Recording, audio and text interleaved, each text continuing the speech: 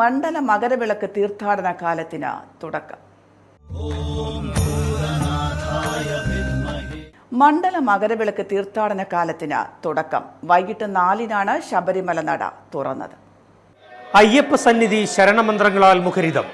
തന്ത്രി കണ്ഠരര് രാജീവരുടെയും കണ്ഠരര് ബ്രഹ്മദത്തന്റെയും സാന്നിധ്യത്തിൽ മേൽശാന്തി പി എൻ മഹേഷ് നമ്പൂതിരി വൈകിട്ട് 4-ന് നട തുറന്നപ്പോൾ ശ്രീകോവിലിന് മുന്നിലും 18-ാം പടിക്ക് താഴെയും കാത്തുനിന്നവർ ശരണം വിളിച്ചു. സന്നിധാനം വീണ്ടും ഒരിക്കൽ കൂടി ശരണമന്ത്രങ്ങളാൽ മുഖരിതം.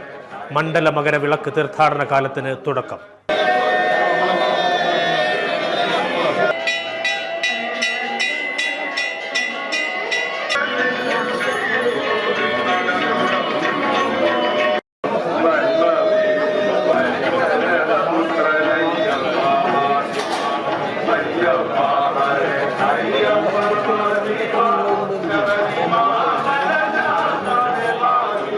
ഇന്ന് പൂജകളൊന്നും ഉണ്ടായിരുന്നില്ല.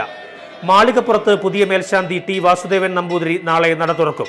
18-ാം പടിക്ക് താഴെയുള്ള ആഴിയിൽ അഗ്നി തെളിയിച്ചതോടെ 18-ാം പടി ഭക്തർക്കായി തുറന്നുകൊടുത്തു. വെർച്വൽ ക്യൂ വഴി ഒരു ദിവസം 70,000 പേർക്കാണ് ദർശനം അനുവദിക്കുക. 10,000 പേർക്ക് സ്പോട്ട് ബുക്കിംഗ് വഴിയും ദർശനം ലഭിക്കും. News bureau, Sannidhanam.